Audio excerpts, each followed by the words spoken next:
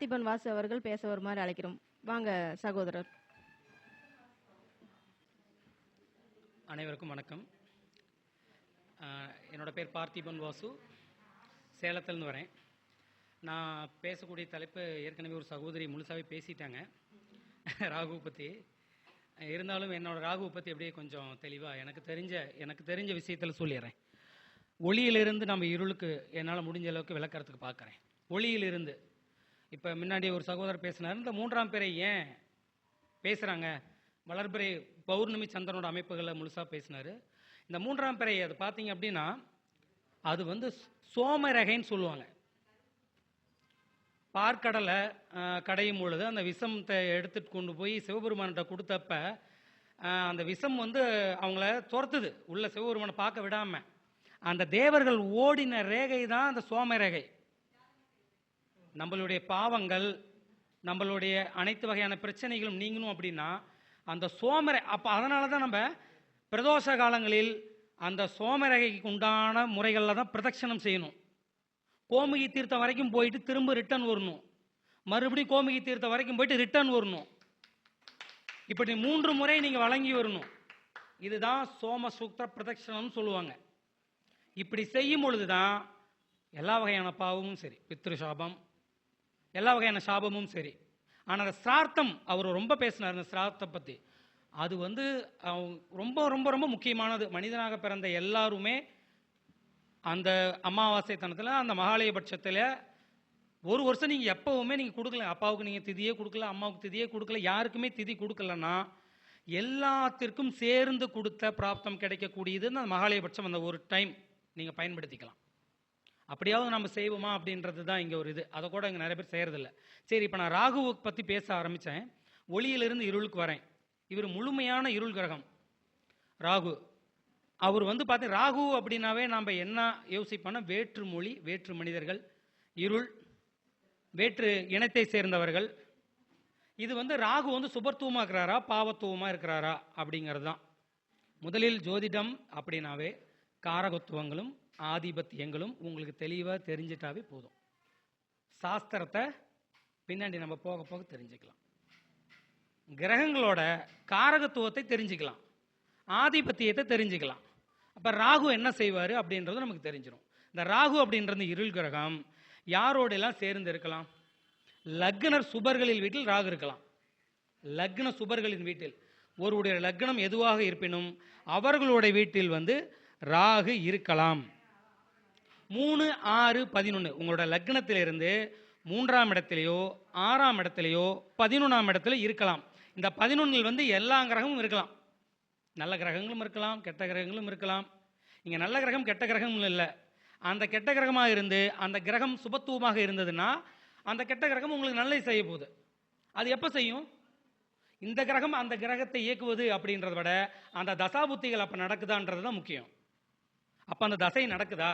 அப்போ 5ஆம் இடத்தில் ராகு இருக்கிறாரு, உங்களுக்கு புத்திர தோஷம் இருக்குது, பித்ரு சாபம் இருக்குது, முன்னோர்களோட குலதெய்வம் பார்வை இல்லை, எல்லாமே சொல்கிறோம். 5ஆம் இடத்தில் குழந்தை பாக்கியம் இதுங்க எல்லாமே சொல்கிறோம். அதுவே அந்த ராகு சுபத்துவமாக இருக்கும். அது ஒரு நல்ல பலனை கொடுப்பார். அந்த ராகு திசை நடக்குதா, தசை நடக்குதா, புக்தி நடக்குதா, அந்திரத்தில் என்ன பிரச்சனைகள் கொடுப்பார், அவ்வளோதான். இதுதான் நம்ம தெரிஞ்சுக்க வேண்டியது. ஜோதிடம் அப்படிங்கிறது வந்து ஒரு இன்ட்ரெஸ்டிங் சப்ஜெக்ட், ரொம்ப சுவாரஸ்யம்.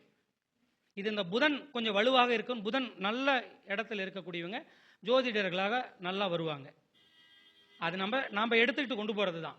ஸோ ஒரு கிரகம் எப்படி இருக்குது, என்ன தசை நடக்குது, என்ன புக்தி நடக்குது, உடனே நாகதோஷம் இருக்குதா, 7ல் ராகு இருக்குதா, உடனே திருமண தோஷமா, கல்யாணமே ஆகலையா, அந்த ராகு திசை அதிகப்படியான மக்களுக்கு பார்த்தீங்கன்னா தசாபுத்திகள் நடந்துட்டு இருக்கும். 32 வயசு 35 வயசு வரைக்குமே அவங்களுக்கு இந்த ராகு திசை கண்டிப்பாக. அப்படி ராகு திசை நடக்காமல் இருக்குது அப்படின்னா அந்த ராகுவின் சாரம் வாங்கிய அந்த நட்சத்திரம் உங்களுக்கு எப்படி இருக்கிறதுன்னு பார்த்துக்குங்க. நாகதோஷத்தை பற்றி பயப்படவே தேவையில்லை. அந்த தசா புத்திகள் நடந்தால் தான் நீங்கள் அதை பற்றி பயப்படணும். உடனே ராகு 5ல் இருந்துட்டவே குழந்தை பாக்கியம் இல்லையா? இல்லை, ராகு சுபத்துவமாக இருந்தால் கண்டிப்பாக குழந்தை பாக்கியம் உண்டு. ராகுவினோட காரகத்துவம், சனியினோட காரகத்துவத்தை தெரிஞ்சுக்கிட்டீங்க அப்படின்னா அதுதான் ராகுவினோட காரகத்துவம். சனி ஓரளவுக்காவது ஒரு கருநீலம் கொண்ட ஒரு ஒளியை கொண்டவர். ராகு முழுக்க முழுக்க இருள். ஆன்டி கிளாக், எதிர் clockwise anticlockwise வரவர்.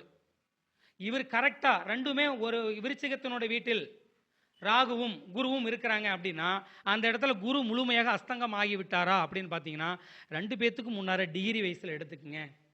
8 degree, 13 degree, 22 degree. அவங்க எந்த அளவுக்கு நெருங்கி வராங்க? 8 டிகிரிக்குள்ளே நெருங்கி வந்துட்டாங்களா அஸ்தங்கமா?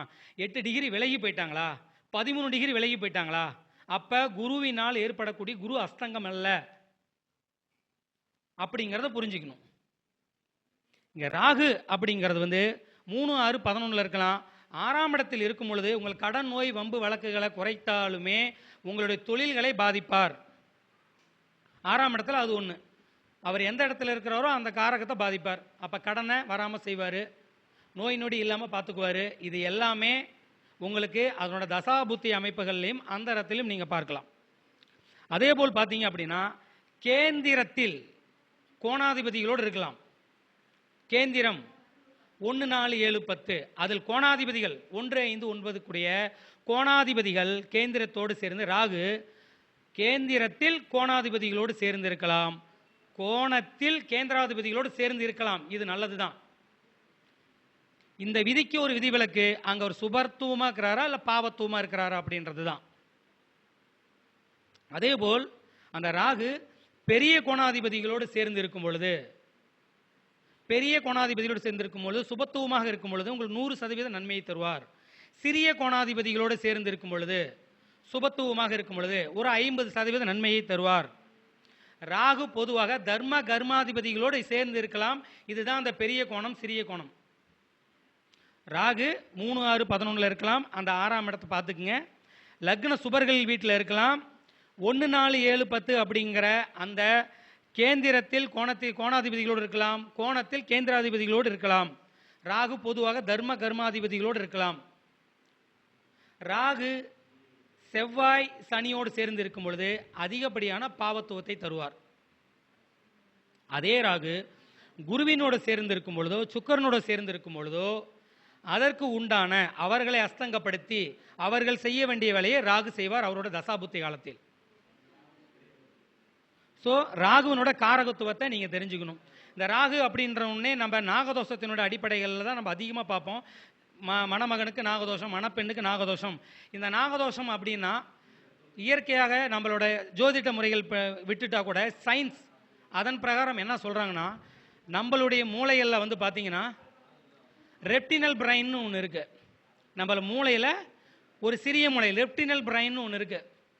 அந்த ரெப்டினல் பிரைன் அப்படிங்கிறது ஊர்வன சம்பந்தமாக இருக்கக்கூடிய ஊர்வன உயிரினங்கள் சம்பந்தமாக இருக்கக்கூடிய உணர்வுகளை உங்களுக்கு தோற்று வைக்கக்கூடியது தான் இந்த ரெப்டினல் பிரைன். இந்த செரிபிரல் கான்டெக்ஸ் அப்படிங்கிறது உங்களுக்கு வெளிமூளை. இங்கே நாகதோஷம் ஏன் அப்படிங்கிறது விஞ்ஞானபூர்வமாக நிரூபிக்கப்பட்டது.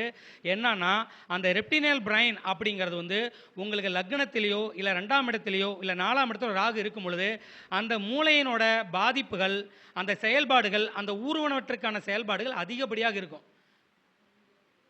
அந்த ரெப்டினல் பிரைன் என்ன பண்ணும் அப்படின்னா நம்மளை ஒரு கட்டுக்குள் வைத்திருக்கவே விரும்பும். இங்கிருந்து நம்ம அங்கே போகணும், அவ்வளோதான் நம்ம வேலை. இப்படி கல்யாணம் பண்ணிக்கணும், இவ்வளோதான் நம்ம வேலை. ஆனால் அந்த செரிபிரல் கான்டெக்ஸ் அப்படின்ற மூளையை நமக்கு செயல்பட விடாது. அதுதான் நாகதோஷம். இது ஆதாரபூர்வமான உண்மை. ஸோ இந்த குழந்தை பாக்கியத்தில் இருக்கக்கூடிய பிரச்சனைகள், திருமணத்தில் இருக்கக்கூடிய பிரச்சனைகள், ராகு கேது எப்படி சுபத்துவமாக இருக்கிறாங்களா பாவத்துவமாக இருக்கிறாங்களா அப்படின்றது தான். இந்த நாகதோஷத்தின் அடிப்படைகளில் பார்த்தீங்க அப்படின்னா சரியான முறைகளில் உங்களோட ஜாதகத்தில் ராகு கேதுக்கள் எந்த மாதிரி இருக்காங்க, அவங்க எந்த சூழ்நிலையில் இருக்காங்க, அவங்க சுபத்துவமாக இருக்கிறாங்களா பாவத்துவமாக இருக்கிறாங்களா, சுபர்களுடைய வீட்டில் இருக்காங்களா பாவர்களுடைய வீட்டில் இருக்காங்களா, செவ்வாய் சனியோட சேர்க்கை பார்வை இருக்கா, இதனுடைய அடிப்படையில் தான் நீங்கள் அதை நம்ம கணிச்சு பார்க்கறது ரொம்ப நல்லது. அதே போல் இந்த ராகு 12ஆம் இடத்தில் அந்த சூதாட்டத்தை பங்கு சந்தையில் சுபத்துவமாக இருக்கும் பொழுது உங்களுக்கு லாபத்தை தருவார். அதே ராகு சூதாட்டத்திலும் பங்கு சந்தைகளும் பாவத்துவமாக இருக்கும் பொழுது உங்களுக்கு விரயத்தை தருவார். சரிங்களா? ஸோ இந்த நாகதோஷத்தினோட அடிப்படைகளில் இருக்கும் பொழுது சரியான முறைகளில் நீங்கள் அதற்கு உண்டான பிரீத்தி பரிகார ஹோமங்கள் செய்துக்கிறது ரொம்ப நல்லது. அப்படி இல்லை அப்படின்னா அந்த சதுர்த்தி, அந்த இருக்கக்கூடிய சதுர்த்தி திதியிலேயோ இல்லை செவ்வாய்க்கிழமைகளோ சனிக்கிழமைகளிலோ நீங்கள் தீபம் போடுவது, தீபம் ஏற்றுவது ரொம்ப சிறப்பாக இருக்கும். கிழக்கு முகமாக நீங்கள் தீபம் ஏற்றும் பொழுது உங்களுக்கு கடன் பிரச்சனைகள் இருக்கும். ராகுவினால் ஏற்படக்கூடிய பிரச்சனைகள், 6-8 ராகு இருந்து உங்களுக்கு கடன் அதிகமாக இருக்குது, அது தசாபுத்திகள் நடக்குதுன்னா காலையில் எழுந்து பிரம்ம முகூர்த்தத்தில் 3 மணியிலிருந்து 4:45க்குள்ள நீங்கள் கிழக்கு நோக்கி, அதாவது மேற்கு நோக்கி நீங்கள் உங்கள் வீட்டில் விளக்கேற்றும் போது கடன் பிரச்சனை தீரும். அதுவே நீங்கள் கிழக்கு நோக்கி விளக்கு எறியும் போது துன்பங்கள் நீங்கும். ராகுவினால் பிரச்சனை இருக்கிறவங்க, அந்த தசாபுத்திகள் நடப்பில் இருக்கிறவங்க, கல்யாணம் ரொம்ப தள்ளி போயிட்டு இருக்குன்னு இருக்கிறவங்க, குழந்தைய பாக்கியம் தள்ளி போயிட்டே இருக்கிறவங்க பிரம்ம முகூர்த்தத்தில் விளக்கு போடுங்க.